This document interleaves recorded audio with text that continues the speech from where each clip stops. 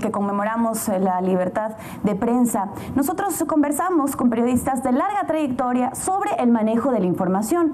Y es que quienes ejercemos esta profesión nos preguntamos hoy sobre el trabajo que realizamos a diario, pero en particular porque este está siendo cuestionado por el gobierno y también por la sociedad. Nos preguntamos si estamos siendo fieles a la ética, a los principios aprendidos, o sentimos presión que desemboca en la autocensura. Importantes dudas que hoy nos hacemos para analizar a profundidad el rol que tiene la prensa, pero partiendo desde un hecho fundamental. La información es la principal herramienta para servir a los demás. A continuación, el informe. Nunca olvidaremos el coraje de los que pagaron con su vida nuestro derecho a saber. Este fue el mensaje del secretario general de las Naciones Unidas en el Día Mundial de la Libertad de Prensa el año pasado. El mensaje cobra fuerza cuando pensamos en todos quienes ejercemos el periodismo y en aquellos que han sido víctimas de gobiernos autoritarios, víctimas de grupos de poder económico o víctimas de grupo cuyo único poder radica en las armas. Víctimas al fin de una guerra, pero en la que nuestra única trinchera ha sido el papel, la tinta nuestro fusil y el objetivo, generar debate para desarrollar una mejor sociedad que libremente pueda pensar y se pueda expresar. Pero más allá de las metáforas, las estadísticas nos aclaran el panorama. Los sicarios interceptaron su vehículo quitándole la vida. Un periodista de radio colombiano que investigaba los vínculos de los paramilitares con la élite social y de negocios ha sido asesinado. El cuerpo decapitado de una periodista fue hallado este sábado en Nuevo Laredo. El periodista colombiano Clodomiro Castillo fue asesinado por 2 sicarios. En los últimos 2 años, más de 20 periodistas fueron asesinados en Honduras. En México, los periodistas asesinados por la narcoguerrilla superan unos 100. Recuerdo también en una cobertura en Río de Janeiro hace un par de años entrevistar al director de O Globo. Unos colegas suyos fueron asesinados a sangre fría por la dictadura del terror de las favelas. Están corriendo, que ya no grabe, dice que ya es peligroso. Vamos. Periodistas asesinados de una forma terrible que se llaman los microondas.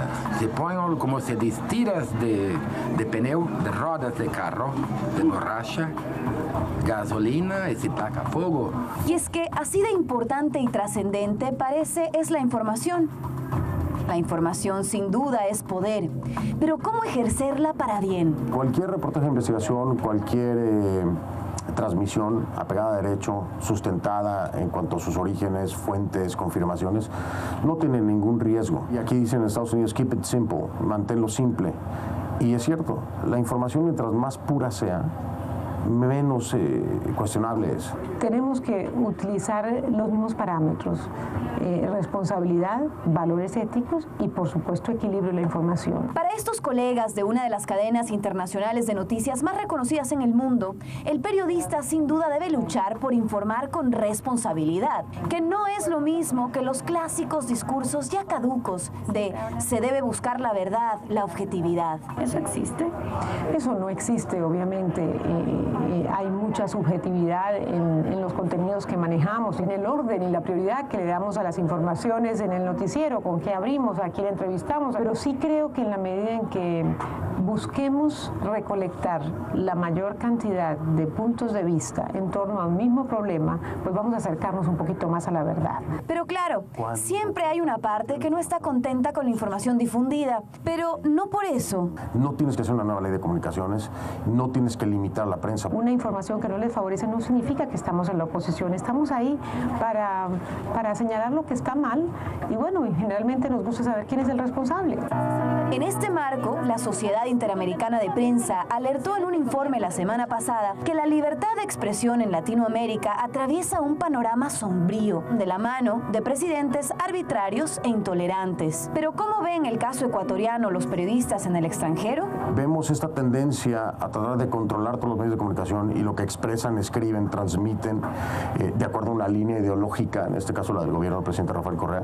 Vas a ser un portavoz finalmente de las ideas de un gobierno. Entonces deja de existir la prensa real, ¿no? Prensa mentirosa, prensa corrupta. Ay, que el presidente dijo gordita horrorosa a una gordita malcriada. Tanta miseria humana de muchos sectores, entre ellos el periodístico. Miseria humana No creo que tenga nada que ver con un periodista, ¿no?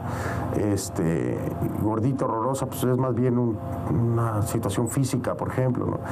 Y creo que eso ya denota el insultar por insultar.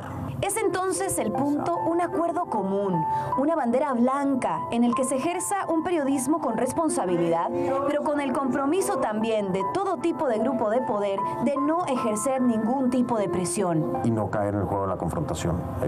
Hay medios que deciden seguir confrontando al presidente Correa. La función del periodista y de los medios que informan es de servicio social. ¿Es posible? La respuesta deberá salir de la misma sociedad, que nunca debe olvidar que toda persona tiene el derecho a la libertad de buscar, recibir y difundir información e ideas sin consideraciones de fronteras, pero también tiene la obligación de respetar los derechos y la reputación de los demás. Natalie Toledo, 24 horas. A todos nos queda claro que en la búsqueda de la información debe existir equilibrio, equidad y responsabilidad. Pero a todos nos queda claro también que en esa búsqueda hay presiones. ¿Cómo manejarles? El debate queda abierto. María Josefa, en lo personal considero que el periodista es